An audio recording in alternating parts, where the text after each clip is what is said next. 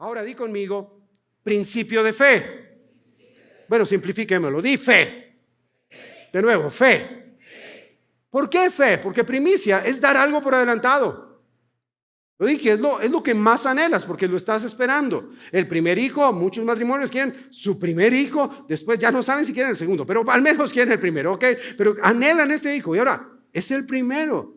Y ahora que lo tienes, debes darlo. Es lo más lógico que uno diga, no quiero, yo esto lo atesoro, pero por eso se trata de fe, porque estoy recibiendo algo. Proverbios capítulo 3, versículos 5 al 10. Ahí vamos a caminar unos minutos en ese versículo. Proverbios 3, verso 5 dice, confía en el Señor con todo tu corazón. ¿Cómo hay que confiar en el Señor? Y no confíes en tu propia inteligencia.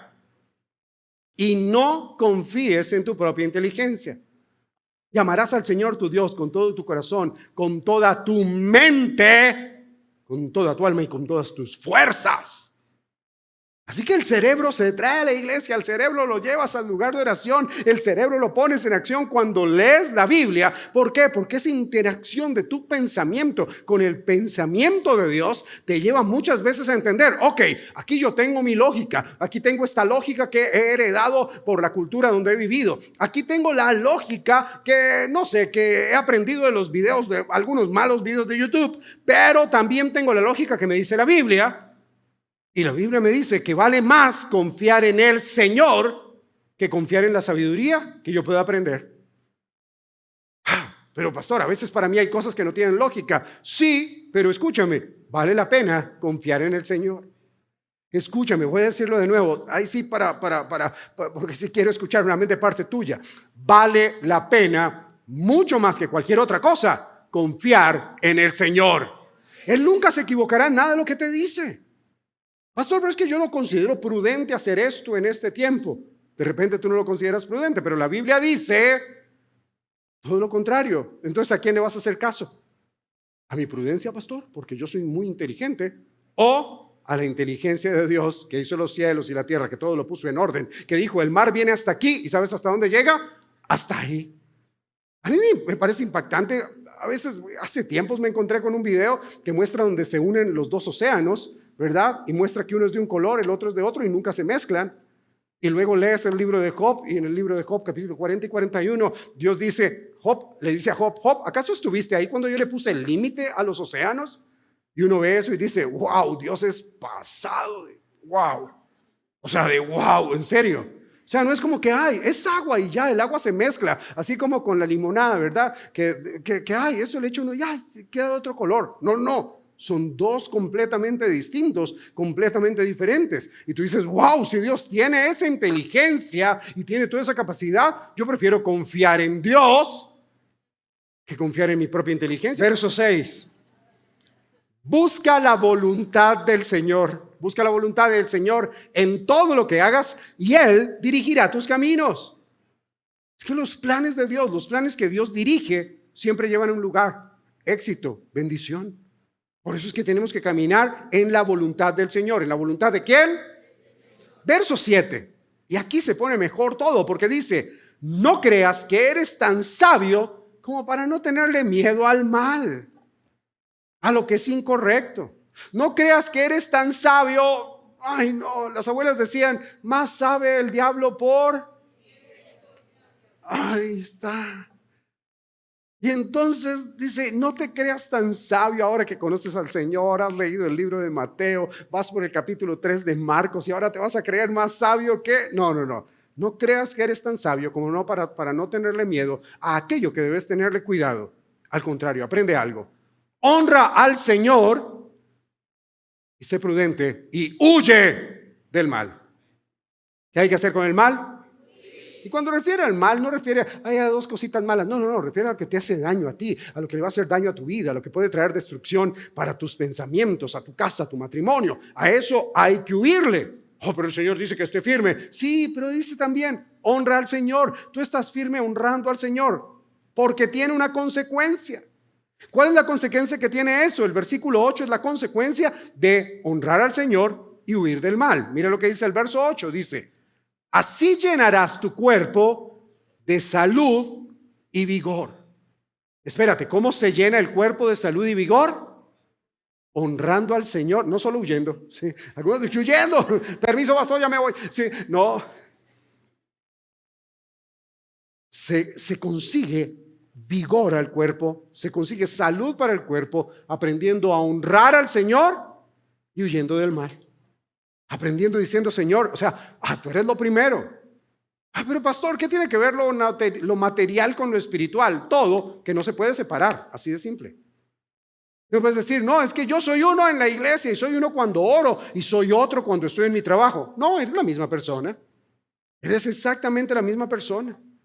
En nuestro cuerpo, Dios puso, dice la Biblia, Génesis capítulo 1, que Dios puso aliento de vida en nosotros. Su aliento de vida, su soplo de vida en nosotros. Así que no se puede separar. Eso es lo que hasta el día de hoy nos sostiene. Lo que tenemos que hacer es aprender a balancear bien las dos cosas. ¿Cómo hago para que mi vida sea una vida de honra a Dios? ¿Cómo hago para que mi vida sea una vida que todo el tiempo, en mi trabajo, en mi estudio, en mis redes sociales, en lo que veo en las redes sociales, en lo que veo en la televisión, lo que sea? Y si no ves televisión, bueno, lo que ves en las plataformas de streaming, todo eso, ¿cómo hago para que eso honre al Señor? Ahí es donde está el balance correcto. Versículo 9. Honra al Señor con tus riquezas. ¿Dónde están los ricos este día? ¿Y los demás? No, pastor, es que no estoy tan, rico. No. Mira, riqueza habla de tu sustancia, habla de aquellas cosas. Dice, uy, estoy sustancioso. Bueno, ok. Escúchame, riqueza tiene que ver con aquello. Es que tomamos muchas veces en poco lo que Dios nos ha dado. Riqueza tiene que ver con aquello con lo cual tú internamente dices, sin esto no puedo vivir. Eso es riqueza. O sea, riqueza no tiene que ver con la abundancia. De hecho, el Señor Jesús lo dijo, la vida del hombre no consiste en la abundancia de bienes que tiene. Pero hay ciertas cosas con las cuales no podemos vivir. Ahí veo un par de esposos románticos diciéndoles a su esposa, mi vida, sin ti, yo no puedo vivir. Mi vida, sin ti no puedo vivir. Le da sentido a mis días. Lo mismo uno sin sus hijos. ¿Cuántos son padres aquí? Papás, mamás.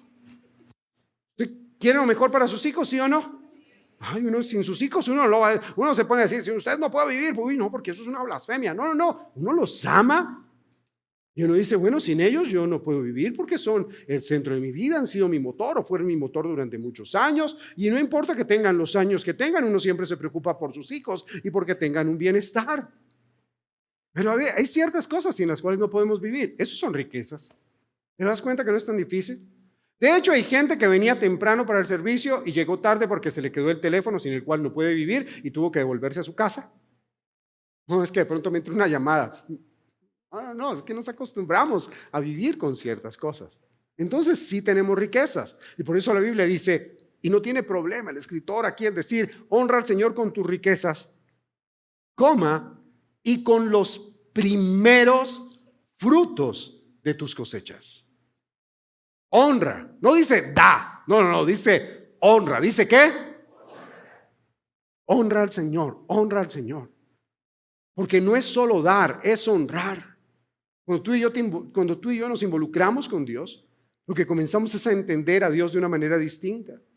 Ayer estuvimos acá, hace 24 horas estábamos aquí en nuestro retiro de provisión con los discípulos y tuvimos un par de tiempos de ministración, de oración increíbles. Y alguien al final me dijo, pastor, me ha servido tanto la lectura de Mateo, porque terminamos Mateo hace unos días, ahorita estamos, en el capítulo 4 de Marcos, me ha servido tanto poder leer eso. ¿Por qué? Porque cuando adoraba y yo decía santo, veía más claramente a Jesús porque es el Rey, la manera como Mateo lo mostró, me recordaba algunas cosas de las que había leído y podía ver más claramente. Entonces hasta eso ha venido a alimentar mi adoración. Claro que sí, entonces estamos adorando al Señor con todo. Sí, estás aprendiendo a honrarlo cada vez más. Estás aprendiendo a reconocerlo a Él cada vez más. y con los primeros frutos. Di conmigo, primeros frutos. Si hay un primero, es porque también hay y un tercero, y un cuarto, y un quinto. Pero el primero, ¿para quién es? ¿Para quién es el primero? Lo honramos a Él. Entonces, primicias, yo lo puedo entender como una promesa que voy a recibir. Señor, esto es lo primero.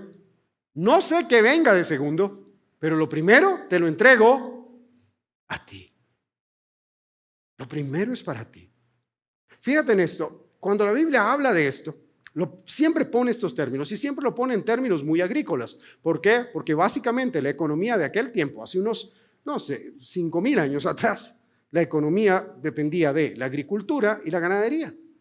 Pero también habían otras personas que no solamente tenían que esperar las temporadas del nacimiento, las temporadas de las cosechas para poder presentar primicias, sino que habían personas que podían presentar primicias en cualquier otro momento en su vida. Pues seguro también había gente que hacía trabajos normales.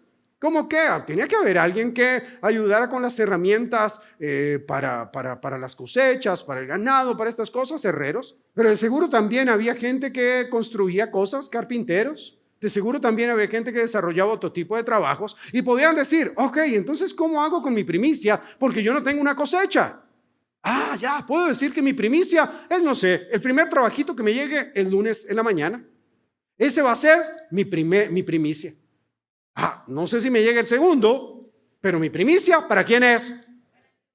Pero llegaba un día en que había que celebrar primicias y mientras unos llevaban trigo, uvas, aceitunas, mientras unos llevaban aceite y otras cosas, habían otros que presentaban sus primicias del fruto de su trabajo, que tenían la oportunidad de repente de decir, ya tengo 3 meses aquí esperando primicias y ya tengo como artículo, voy a ir a celebrar las primicias al Señor. Después, cuando haya la fiesta, celebraré la fiesta, pero mis primicias las puedo presentar en cualquier momento. A veces lo limitamos a algo. No, hay que entender el contexto de la historia para entenderlo así. ¿Por qué? Porque dice que yo puedo honrarlo a Él con mis primeros frutos. Y la consecuencia, así como el versículo 7 tiene una consecuencia, que es el verso 8, el verso 9 tiene una consecuencia, que es el verso 10. Y la consecuencia es esta. Honra al Señor con tus riquezas y los primeros frutos de tus cosechas, verso 10. Así, o sea, de esta manera, tus graneros se llenarán hasta reventar y tus bodegas rebosarán de vino nuevo. El Señor puede llenar, qué sé yo, tu cuenta bancaria. El Señor puede llenar tu nequi. El Señor puede hacer que heredes algo, que no sé, que venga una bendición de parte especial. ¿A causa de qué? De que tú lo honras a Él. ¿De que lo honras a quién? Ahora te pregunto, Dios bendice espiritual aquí, cuando tú lo honras a Él. Dios dice, ok, voy a llenar tu vida de bendiciones espirituales. O está diciendo, tú me honras y yo te voy a devolver bendiciones materiales. ¿Cuál de las dos es? Qué buena, ¿verdad? O las dos. O sea, toca dejar las dos, ¿verdad? Para parecer como que, pero aquí dice el Señor, no dice, y yo los voy a llenar así del Espíritu Santo y usted va a hacer una cosa loca. No. Dice, yo los voy a bendecir a ustedes en su economía. Yo los voy a bendecir a ustedes en aquello que necesitan para que el resto de lo que tienen que hacer en su vida esté bien balanceado. Para que no tengan afán para pagar los servicios, para que no tengan afán para comprar el SOAT, para que no tengan afán con todas las cosas. Y de esa manera, al tenerlo material, espiritualmente también ustedes encuentren un balance.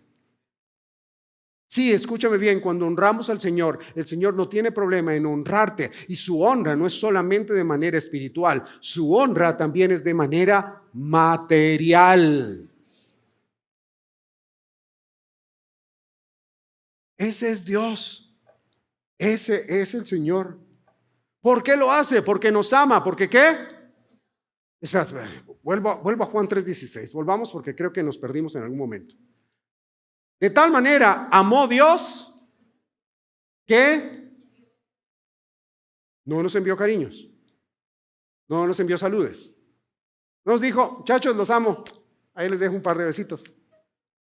No, porque Él sabe lo importante que es recibir. Dice, ok, te amo, voy a bendecirte. Ok, te amo, voy a darte eso que anhelas. El Señor conoce los anhelos de nuestro corazón. A lo mejor hay cosas que no necesitamos y Dios nos las da, Dios nos las brinda. ¿Por qué? Porque es Dios. A Él le gusta amarnos así. Deja que Dios te ame de esa manera. Deja y permítele a Él que te ame de esa manera. Es que resulta que si entendemos que esto es un caminar de fe y si entendemos que Dios quiere, como lo leímos en Hebreos 11:6, premiarnos, honrarnos, darnos regalos, o sea, darnos eso, entonces podemos entender el poder de lo que celebramos hoy.